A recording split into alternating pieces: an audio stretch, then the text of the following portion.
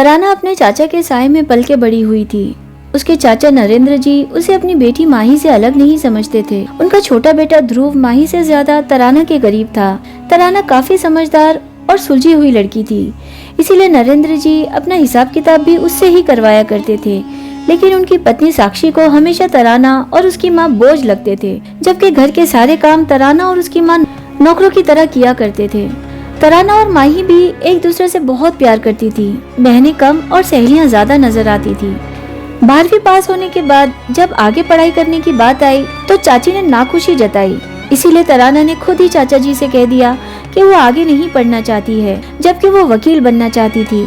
लेकिन उसने अपनी ख्वाहिश को दफन कर दिया था और माही को शहर भेज दिया गया था वकालत की पढ़ाई पूरी करने के लिए। इसी दौरान नरेंद्र जी ने नया मैनेजर रखा था जिसका नाम पारस था। वो बहुत ही मेहनती और ईमानदार था, इसीलिए वो उसे बहुत पसंद करने लगे थे। कभी कभी पारस घर पे भी आया करता था बिजनेस के काम से। तब तराना और उसकी मुलाकात हुई थी। चाचा जी हिसाब किताब के कामों में तराना को भी अपने साथ बिठाया करते थे। फिर वक्त के साथ दोनों एक दूसरे को पसंद भी करने लगे थे। इतनी ज्यादा चाहत हो गई थी दोनों को एक दूसरे से कि एक दिन न मुलाकात हो तो दोनों को नींद नहीं आती थी। बहुत सारे वादे भी कर लिए थे साथ जीने मरने के। वहाँ माही भी एक लड़के को चाहने लगी थी और दोनों बहनें एक दूसरे से अपनी मोहब्बत के बारे में बताया करते थे फोन पे। लेकिन तराने ने ये नहीं बताया था कि वो किसे पसंद करती है, इसीलिए माही ने भी नहीं बताया था उस लड़के का नाम जिसे वो चाहती है। दोनों ने फैसला किया था कि जब वो आमने सामने आएंगी तो एक दूसरे को तस्वीर दिखाएंगी। दोनों एक दूसरे से अपने दिल का राज बता के बहुत खुश थे। फिर एक दिन अचानक माही घर लौट आई। सबके पूछने पे ये बताया कि उसने अपने एग्जाम के लिए कुछ तैयारी नहीं की थी, इसीलिए वो लौट आई, क्योंकि वैसे भी वो फेल ही हो जाती। करीब 2 साल के बाद माही और तराना एक दूसरे से मिल रही थी। तराना समझ गई थी कि वजह कुछ और है उसके इस तरह लौटने की। माही ने बताया कि जिस लड़के को वो चाहती थी उसने धोखा दे दिया। 2 साल तक प्यार की झूठी कस्में खाई उसने और 2 दिन पहले आके बोला कि एग्जाम के बाद उसके घर वाले उनके पसंद की लड़की से मंगनी करवा रहे हैं और वो मजबूर हो गया है, इसीलिए कह के चला गया मुझे भूल जाना। मुझसे बर्दाश्त नहीं हुआ, इसीलिए मैं तेरे पास आ गई। तेरी बहुत याद आ रही थी। तू ही है जिसे अपना दर्द बता सकती थी मैं तराना। तराना ने उसे गले लगा लिया और कहा भूल जा उसे और समझ तू शहर गई ही नहीं और तेरी जिंदगी में करण नाम का कोई लड़का आया ही नहीं। माही तराना से उसके प्रेमी के बारे में पूछती, इससे पहले साक्षी और ध्रुव मिलने आ गए कमरे में। माही करण के गम से निकल ही नहीं पा रही थी। उसका उदास चेहरा और खामोशी से नरेंद्र जी को अंदाजा होने लगा था कि उनकी बेटी कोई तो बात की वजह से परेशान है। इसीलिए उन्होंने माही को अपने साथ ऑफिस ले जाने का फैसला किया। वहाँ पहली बार वो पारस से मिली। उसे उसका साथ अच्छा लगा। धीरे धीरे वो खुश रहने लगी और बिना इनकार किए अपने पिता के साथ ऑफिस जाने लगी। कई बार माही ने तराना से पूछा कि जिसे वो चाहती है वो कौन है, लेकिन वो यही बोलती थी कि एक दिन जरूर मिलवाऊंगी, लेकिन उससे पहले तू अपने गम को भूल जा। ऐसे ही दिन गुजरने लगे। अब पारस और नरेंद्र जी के साथ तराना ही नहीं माही भी बैठ के हिसाब किताब का काम करने लगी थी। तराना ने देखा अब माही खुश रहने लगी है तो उसने सोचा कि उसे पारस के बारे में बता दूं। उसने माही से कहा, आज दिल कर रहा है कि मैं उसका नाम बताऊं जिसे मैं बहुत प्यार करती हूँ। ये सुन के माही बड़ी खुशी खुशी बोली, मैं भी तुझे कुछ बताना चाहती हूँ। फिर बोली, मुझे फिर से प्यार हो गया है, लेकिन पहले तू बता उसका नाम जिसे तू प्यार करती है। तराना बोली, नहीं तू बता। फिर माही बोली कि वो पारस को चाहने लगी है। पिछले 3 महीने से मुझे करण के धोखे का ख्याल भी नहीं आया, क्योंकि मैं पारस के साथ खुश होने लगी हूँ।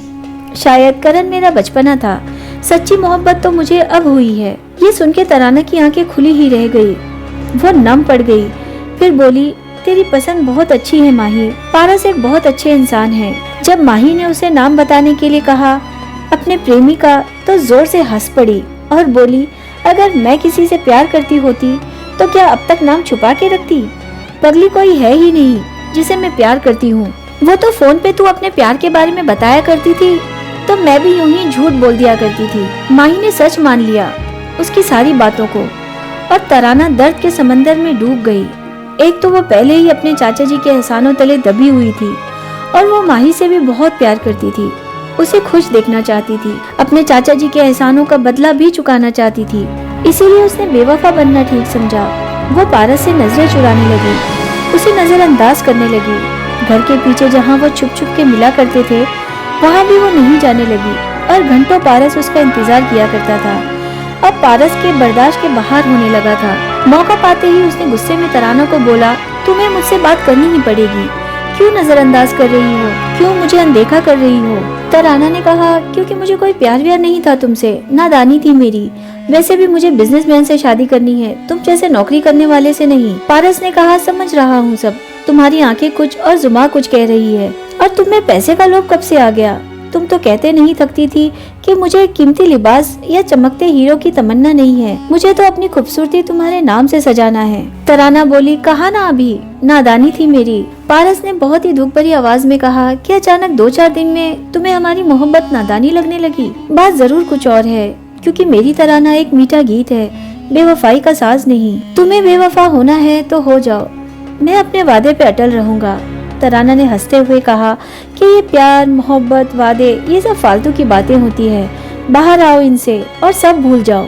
नरेंद्र जी ने अपनी एक और नई कंपनी की शुरुआत की थी, जिसका इनॉग्रेशन बड़े ही शानदार तरीके से रखा गया था, जिसमें पारस के माँ बाप भी आए थे। नरेंद्र जी को पारस तो शुरू से ही पसंद था, लेकिन जब उन्होंने माही को उसके साथ खुश देखा तो उसे अपना दामाद बनाने का सोच लिया। और फिर उन्होंने उसके माँ बाप से माही के रिश्ते की बात भी की और पारस के घर वाले इस रिश्ते के लिए मान भी गए। ये बात पारस के सामने हो रही थी, लेकिन वो कुछ बोल नहीं पाया।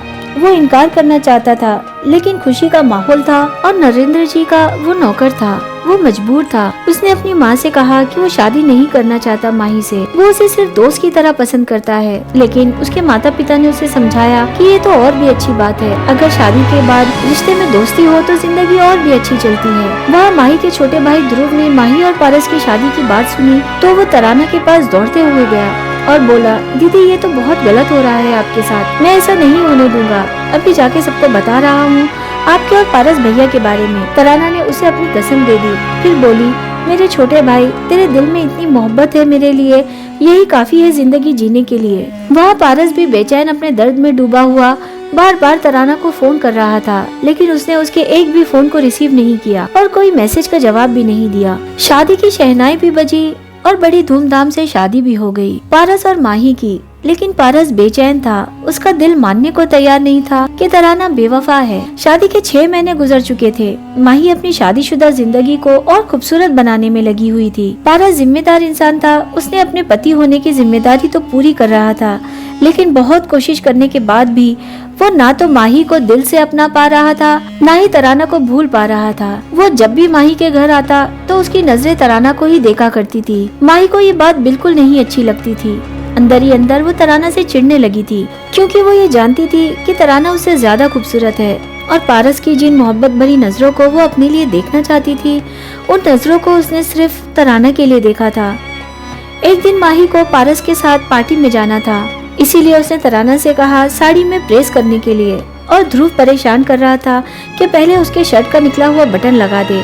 उसके कॉलेज के दोस्तों के साथ उसे बाहर जाना था। इसी जल्दी में माही की साड़ी जल गई और जब माही ने देखा तो वो उस पे इल्जाम लगाने लगी कि उसने जानबूझ के साड़ी जलाई है, क्योंकि वो जलती है उससे। तराना ने काफी सॉरी भी कहा, लेकिन वो कुछ सुनने को तैयार नहीं थी। तो ध्रुव को बहुत गुस्सा आ गया। उसने गुस्से में पूछा कि तराना दीदी तुझसे क्यों जलेगी? तो माही बोली, क्योंकि अभी तक इसकी शादी नहीं हुई है, इसको पारस जैसा कोई मिला नहीं, इसीलिए ये जलती है मुझसे। और तू ज्यादा मत बोल, माँ सही कहती थी, पिताजी गलत कर रहे हैं इन आस्तीन के सांप को पाल के। माही का ये रूप देख के तराना हैरान थी। ध्रुव को इतना ज्यादा गुस्सा आ गया इतनी गिरी हुई बातें सुन के कि उसने उसकी पूरी साड़ी फाड़ दी और बोला, शर्म कर दीदी, आज तू जिस पारस को पा के इतना घमंड दिखा रही है, हकीकत में तराना दीदी का एहसान है तुझ पे। तराना ने बहुत रोका ध्रुव को, लेकिन वो नहीं माना। और फिर उसने बताया कि तराना दीदी और पारस भैया एक दूसरे से मोहब्बत करते थे, लेकिन तेरी खुशी के लिए तराना दीदी बेवफा हो गई और तुझे अपनी खुशी दे दी, और तू इसे बोल रही है कि ये तुझसे जलती है। ये बात पारस ने भी कमरे के बाहर से सुन ली थी। उसे अपने सवालों के जवाब मिल गए थे। उसके दिल में तराना की मोहब्बत और ज्यादा बढ़ने लगी थी, लेकिन वो कुछ नहीं कर सकता था, क्योंकि किस्मत ने उसका नाम माही से जोड़ दिया था। तराना जब रोते हुए कमरे से बाहर निकली तब उसने पारस को खड़ा देखा। उसकी भी आंखों में आंसू थे। वो समझ चुकी थी हकीकत जानने के बाद पारस उसके जीते जी कभी माही के करीब नहीं जा पाएगा, इसीलिए उसने आत्महत्या कर ली।